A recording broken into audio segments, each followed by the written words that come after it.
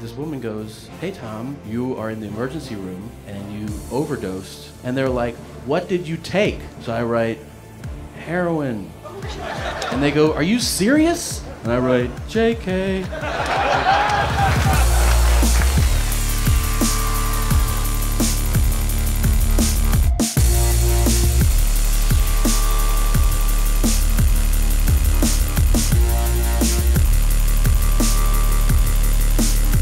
Welcome to This Is Not Happening presents One Crazy Night. So this is what we do. We're a bunch of comedians tell stories about a similar subject. So this is just one crazy night. Give it up for my fun and yours, Mr. Tom Segura, everybody. Let him hear it.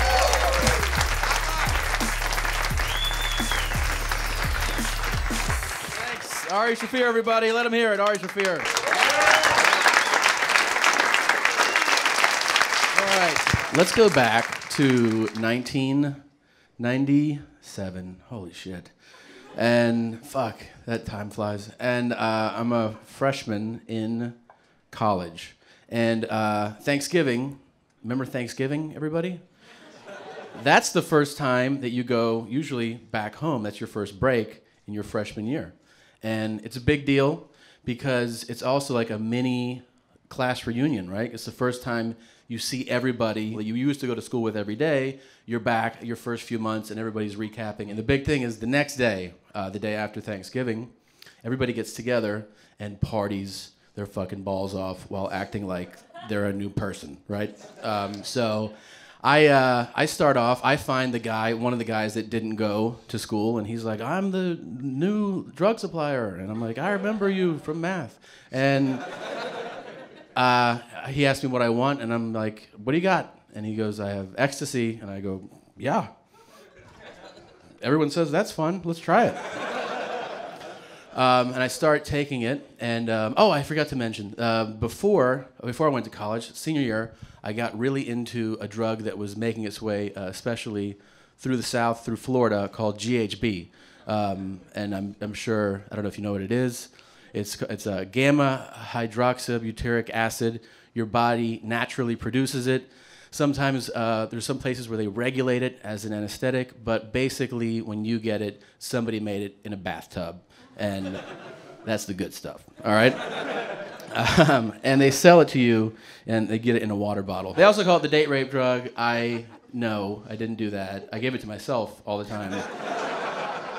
And it does have an amazing effect on sex. On masturbating, let's be honest. On masturbating. I really had some crazy masturbation seminars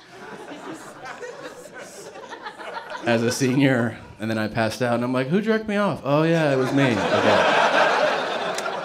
So, anyways, okay, so I get the ecstasy into my system, and then I take it. I'd never taken it, so as soon as I take it, I go like, "Hey man, fucking, I don't feel anything." He's like, "You just took it, man. Like, give it a minute, all right?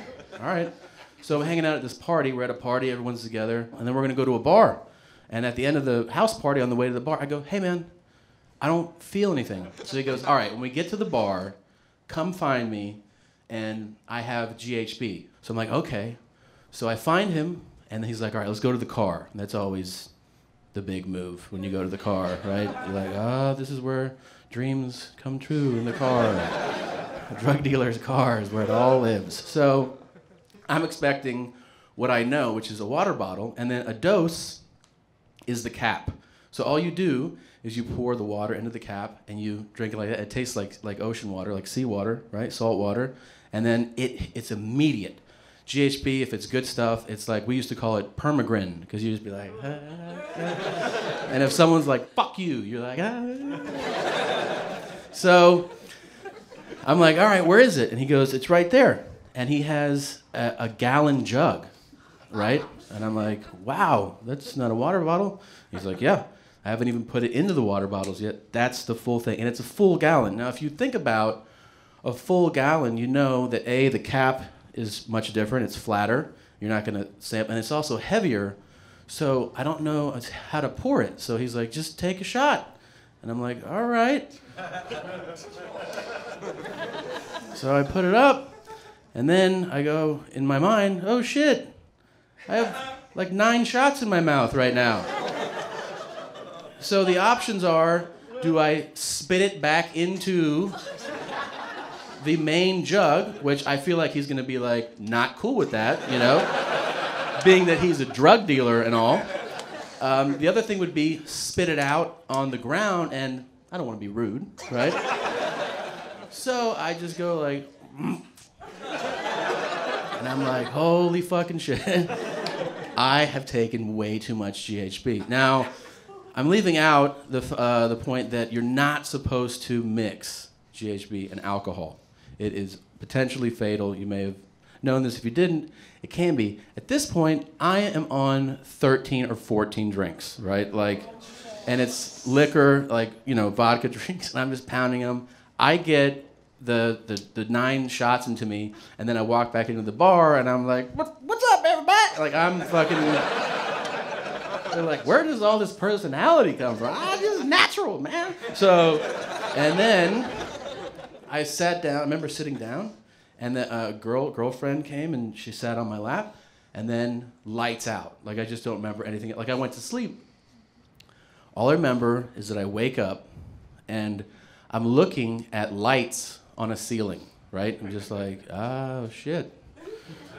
Is this heaven? And then I see a woman come into frame, right? Because I'm laying on my back. I can't talk. I can't move my arms. And this woman goes, hey, Tom, you are in the emergency room, and you overdosed on drugs, and now you're coming out of a coma. And I'm just like, like processing it. But the process literally was just eyes closed, like, oh, shit. And my only thought was like, I hope nobody knows. That's the only thing I'm thinking. I hope nobody knows. And then I open my eyes again, and my parents come into frame. And then I'm like, everybody knows. And they look so just like, we thought you were a good kid. What the fuck?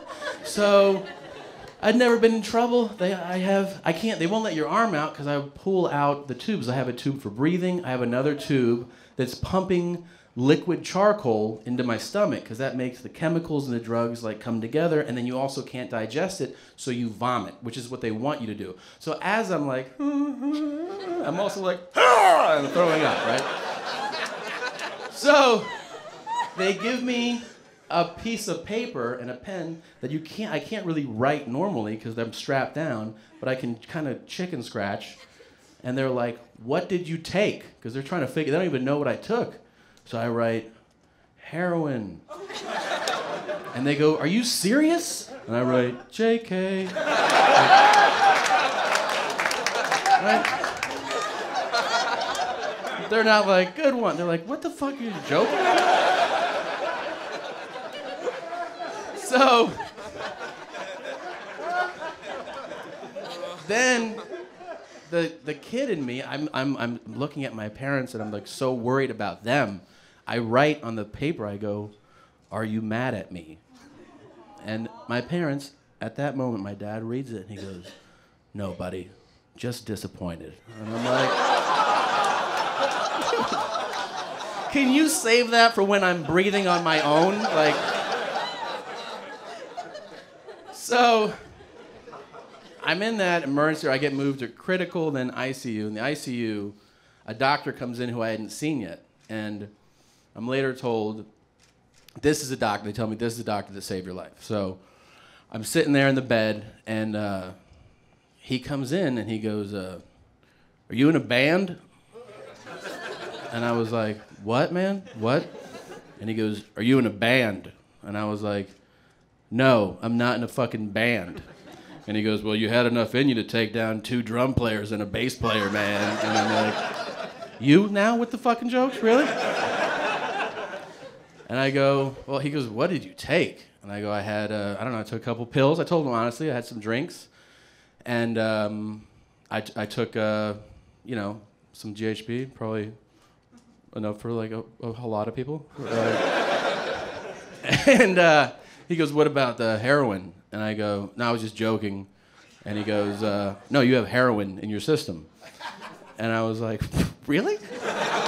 And he was like, yeah, you have heroin, you have cocaine, you have PCP. He's like, you also have the same chemicals that are in like cleaners, like some of the super duty cleaners. And I'm like, what the fuck, man? And he goes, where'd you get your GHB from? And I go, one of my buddies from high school. He's like, oh, he's a good friend. He gave you some fucking WD-40 to put in your system. So I eventually get to breathe on my own and all this shit. And then he comes back and they're like, the nurse tells me the doctor that saved you wants to talk to you. And I'm like, all right. And I asked him, like, how did I survive? And he was like, honestly, because you're fat. Like, you're pretty fat. And I was like, what, man? And he goes, I mean, a smaller person would definitely, like a 120-pound person would die halfway through this. This is just one of the only times where it's good to be fat, right now. And that's why I still haven't lost the weight, you guys.